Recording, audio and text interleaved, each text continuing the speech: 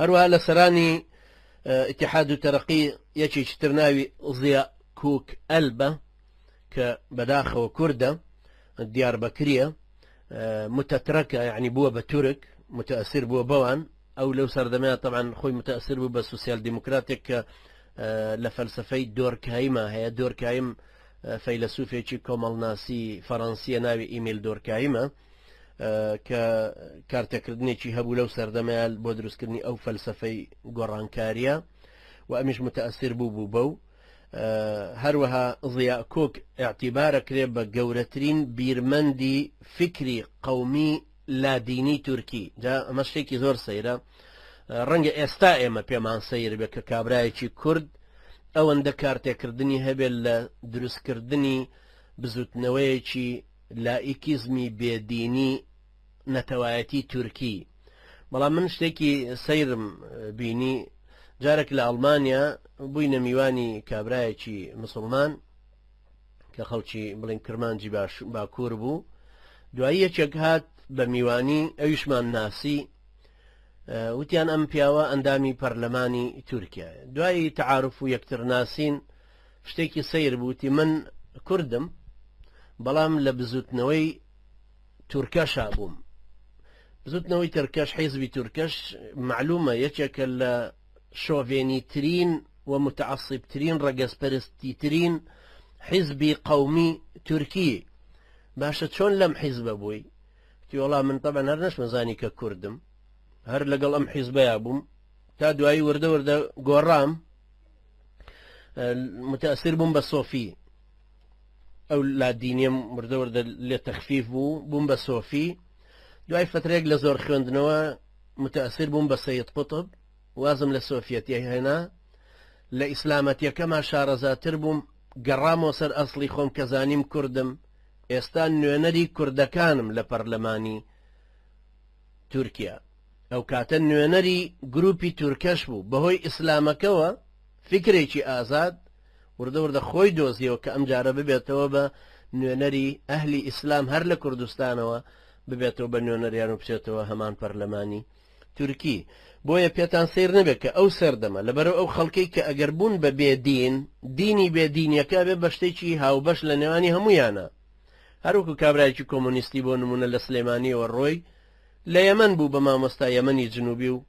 دوایش حیزبی بەعز ڕۆژ لەوێ کوشتی بە هەر حاڵ ئەو کاتەش یەکێکی وەکو زیا کوردێکە بیرمەندێکی وەها بۆ بەڵام بوو بە یەکێک لە گەورەترین منەظیر و بیرمەندی فکری قەومی تورکی دوای ئەویش عیسمەت ئینۆنۆ پێتان سەیرە ڕەنگە هەندێکیان کە بزانن کە عیسمەت ئینۆنۆش کە دەستی ڕاستی مستەفا کەمالە ئەویش هەر یەکێکە لە سەرانی بزوتنەوەی قەومی تورکی و یەکێکە لە خەتەرترین و دڵڕەقترین دوژمنی ئیسلام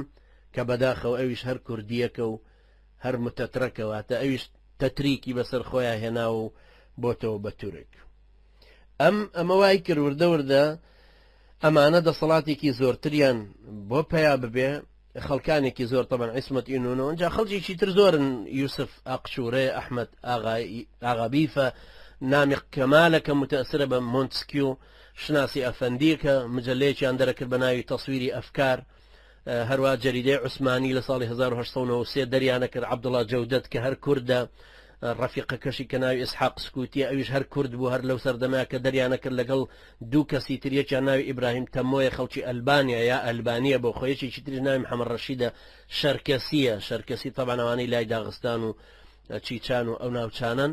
ئەنجا ئەمانە بە هەمویان جەمعیەتێکیان دروست کرد بە ناوی جەمعیەتی ئیتیحادی عوسمانلی دوایی بوو بە ناوی تورکیا الفتات تورکیا الفتاتیش طبعاً لەو سەردەمەیە هەرچی کە دروست دەبوو هەر متەئسر بوون بوو بە ڕۆژ ئاوا طبعاً هەروەکو چۆن ئێستا لەم 3-4 ساڵەی عێراقا هەموو شتێک ئەوەی ڕەجی دینی نییە متەئسرە یەکسەر بە ئەمریکا و بەو حرەکەتی عەولەمەی کە دروستی کردووە هەموو شتێک مۆرکی ئەوانی پێوەیە لەبەرەوەی شارستانەیەتێکی زاڵیانەیە لە ناخی ئەو کەسانەیە کە بۆ خۆیان بەزیون ئەو سەردەمە ژوا بوو چونکە لە بەلچیکا یەکەم جار حیزبێک دروست بوو بە ناوی حزب بلشيكا الفتاة انجا لبريطانيا هبو بريطانيا الفتاة، لفرنسا هبو فرنسا الفتاة، لألمانيا ألمانيا الفتاة هبو، هروا لناو ترككانيش هبو بتركيا الفتاة، لمصر بو بمصر الفتاة، لكردكانيش هر بهمان شيوا أو فتاة تدرس بو كهم يعني لاو تشاكاني أو قومان بو نمونه. جمعيتي تركيا الفتاة جمعيتي شي لا ديني بو، هر لسرتاوە هەوڵێکی جددیاندا بۆ ئەوەی دەوڵەتی عوسمانی ڕوو بکاتە ئەوەی ببێ بە دەوڵەتێکی مەلەکی لەسەر شێوەی ئەڵمانیا بێ، ئەلمانی بێ، ئەنجا سوڵتانی عوسمانی بکرێ بە ڕەمزێکی دینی وەکو فاتیکان، طبعا یەکەم جار ئاوا بەتەمابوون ئەستانە بەجیا بمێنێ و سوڵتانی لێبێ وەکو ڕەمزێکی دینی وەکو فاتیکان بۆ کاتۆلیکیەکان، بەڵام هیچ تەسیراتێکی لەسەر سیاست نەبێ. بەڵام طبعا دوایی ئەوەشیان هەر ئیلغا کردەوە، ئەوەش نەما چونکە ئەوان کە هاتنە پێشەوە زیاتر کارتێکردنیان هەبوو.